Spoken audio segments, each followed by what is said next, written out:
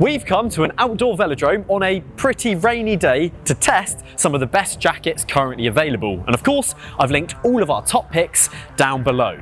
Now, a waterproof jacket has to be waterproof, obviously, but breathability is also important. And if it's warm, then that's a real bonus. But the holy grail would be also good value, and that would be the real win. So, Joe, I think it's time for you to go and do some laps and show us why these are some of the best jackets currently available. Go on!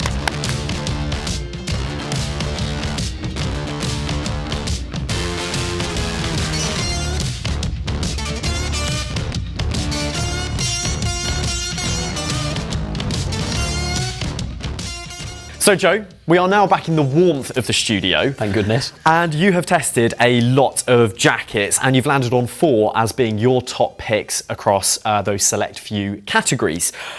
I think it's important to note though that all of the jackets that Joe was testing were PFAS chemical free, now that we have essentially experienced the death of the Shake Dry jacket. So Joe, what I want you to do is run us through them and tell us what we've got. Okay, so first, and I think to a lot of people most importantly, we've got the Rafa Core Rain Jacket 2, which wins our award for the best value rain jacket.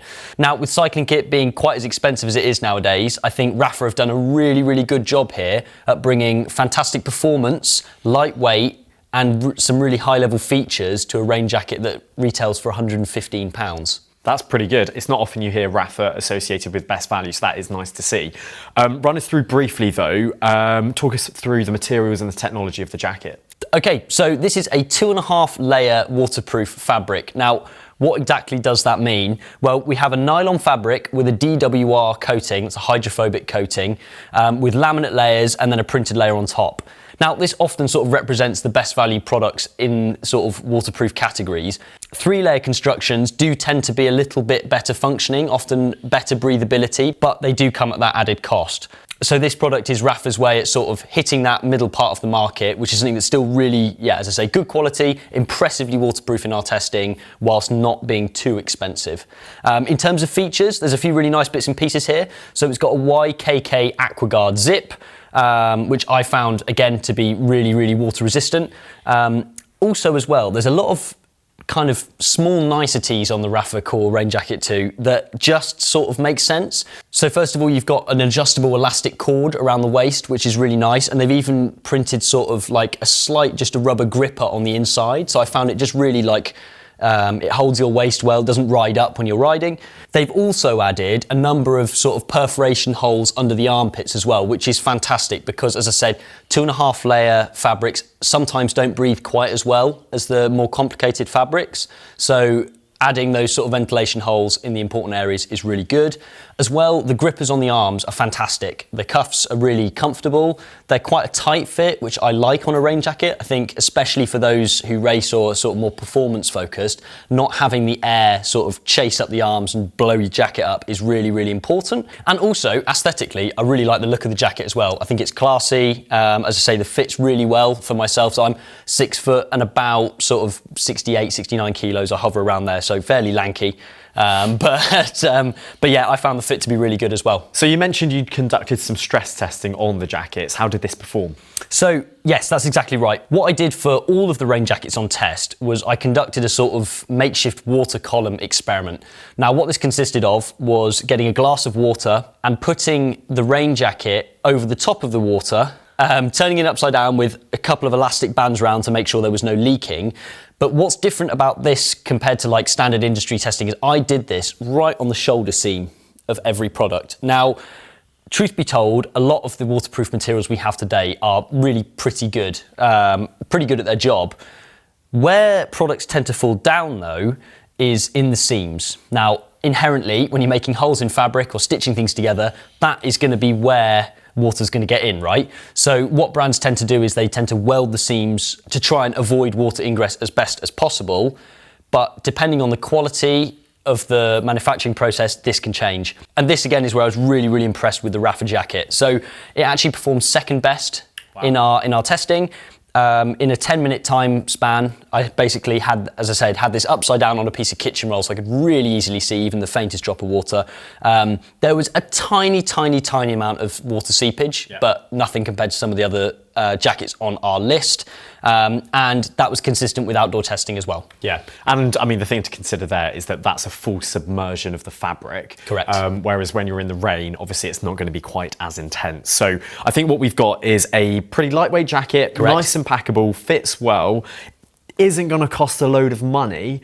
One of the cheapest on test, in fact. Wow, there we go. And it clearly has performed really well. Exactly, yeah. As I say, 126 grams, 115 pounds, fantastic performance, hard to fault. Next up, we have the 7 mesh cash jacket. Now, this, I believe, has won Best for Breathability. Tell us why.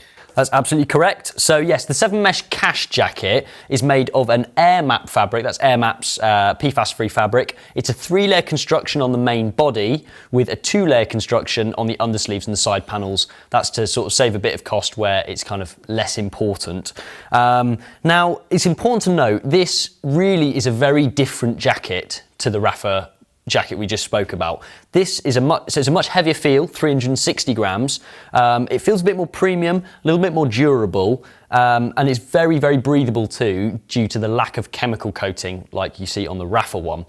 The downsides of this, however, much less packable.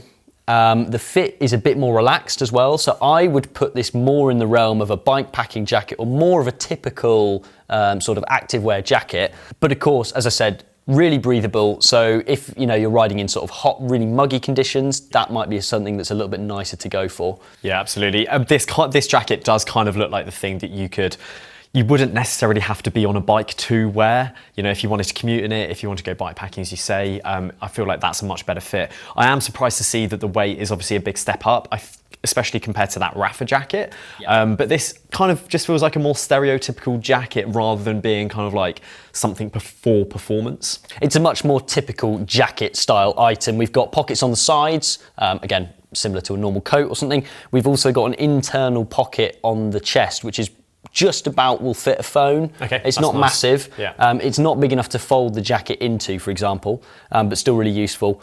And then a couple of other things I really like. The neck actually has a sort of felt liner. So it's really nice and comfortable. Yeah, nice and comfortable. And the waistband as well is another sort of adjustable elastic band, which just is, I think, just the way it's designed is just really nice, easy to use, and again, feels premium. So how did it stack up in your submersion tests? So in submersion tests, has to be said, it didn't do quite so hot. These AirMap fabrics weren't quite as waterproof in our seams testing.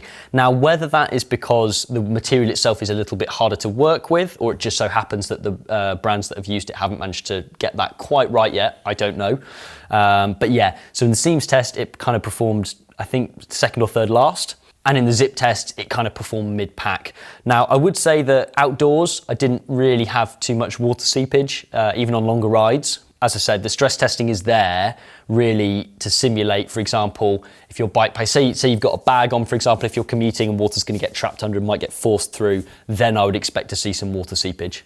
So it looks like overall then the 7 mesh jacket is going to be great for bike packers, commuters, people that see cycling as more of an everyday activity rather than performance road cyclists in torrential downpours. Next up, we have the Castelli Slicker Pro rain jacket. And Joe, I think this one comes with a little bit of a caveat. A caveat indeed. So this won our best jacket for warmth. But it has to be said, truthfully, it does 2 things well. The fit is fantastic and it is really quite windproof and does keep the chill off you, but that does come with some downsides. So the Slicker Pro is made of a 2-layer microshell construction. Now this is a Castelli developed fabric. When Gore-Tex's shake dry fabric became banned, people generally went one of 2 ways, AirMap or Pertex. But yeah, Castelli went away from the field and developed their own fabric. There's also additional materials on the side panels as well, which help with a little bit of flex. As I say, the fit is fantastic on this. The only issue is though, in our seams testing, it didn't perform that great. So we're looking sort of bottom of the pack really for this one. And in the zip testing, again, pretty average, even though it has got a YKK zipper. Now, this suggests to me that potentially the material they've come up with isn't quite mastered yet. Maybe it's still a little bit tricky to work with. And it is a little bit heavy as well, 209 grams for the jacket. But as I said, the fit is fantastic. So it comes really far down, down your backside when you're riding. It doesn't ride up at all. It's quite nice and tight, but it is flexible. So if you're putting it over other layers, for example, then it's fantastic. If you've got a thermal jersey under there, you know, your shoulders, everything's a little bit bigger than it normally would be with food in the pockets, whatever. It's still gonna fit over there, and it does keep you really warm. A few strange features as well. It does have pockets on the back.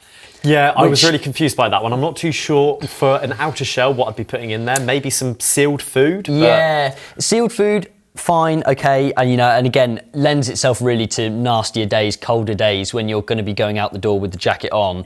Yeah. But I found, to be honest, they held a bit of water, so you know, you couldn't put your phone in there. Yeah. And I just think, generally speaking, a little bit unnecessary. I tend to prefer a rain jacket to be quite simple. I think it needs to, it needs to be waterproof, it needs to be lightweight and breathable, and the rest can be done by your underlayers if your underlayers are all sufficient. An interesting sort of design. The other Achilles of the Slicker Pro is it comes at a cost of £450. Wow, which so is really pricey. Yeah. It's a lot of money. Now, no doubt you can probably find that for a bit cheaper online. So I think the way we've got to look at this Slicker Pro jacket is that it's great for cold days, really good for layering, and maybe just light rain. Well, finally, last but not least, we come to our #1 rated overall winner waterproof jacket, and that is the MAP Atmos rain jacket. Tell me why you love it so much. Yeah, truth be told, I've absolutely loved testing this thing, which, to be honest, we've got a lot of chance to do in the UK as well. It's not been the best weather this year, as you may have heard many people in the UK complaining about. So the MAP Atmos jacket is made of a Pertex 3-layer shield fabric, and I found this to offer excellent waterproofing and really good stretch as well, so plenty of movement available. It's pretty simple in its design, elastic cuffs, but they only go sort of halfway round, so they don't sort of restrict your wrist at all. And it also doesn't have an adjustable waistband. However, I found it to be really, really secure. The fit of this is fantastic. I didn't have it riding up in rides. Also, it's got a 2-way YKK zipper. Now, this is absolutely brilliant. I wish more rain jackets had this. What it means is you can zip the jacket open from the underside. Now that is really, really useful if you need to get to your pockets, but you don't want to totally open the rain jacket. It just makes it easier to just roll the jacket up, which is absolutely fantastic. It's also really lightweight, partly due to the fact that it doesn't really have any sort of extra features to add weight. 125 grams. It's also really, really packable as well. I think it was the second smallest on test. So is there anything else you love about this jacket? So there is another area which I think it really outperformed anything else on test, and that was comfort, but in particular, comfort on bare skin. Now in the UK, we quite often get cold rain, and generally speaking, for myself at least, I'll often put a sort of long sleeve layer underneath a rain cape when it is wet outside, but that isn't always the case. I found that when this Pertex material was on like a bare arm, for example, it remained really comfortable. It didn't feel muggy, didn't feel constricted, and I think that there's definitely something to be said for that, particularly for those in sort of warmer climates. Okay, so it sounds like you've got a lot of praise for this jacket. So far, I'm only really hearing that lack of adjustability on the waist is a bit of a downside. Talk to me about value though. Value, yeah, so value, bit of a contentious issue on the Atmos jacket. It's quite expensive, there's no getting away from that, but I still think it genuinely provides really good value. In fact, I think the only reason it didn't win our value award is because for most people, the Rafa jacket does enough. It's waterproof, it fits well at that sort of lower cost. But where the MAP really wins out is that combination of breathability, fantastic fit, comfort, and incredible waterproofing. So there we have it. Those are our top picks for the best waterproof jackets that you can go and buy today. As I mentioned at the start of the video, if you want to find anything that we've spoken about today, then you can find them all linked down below.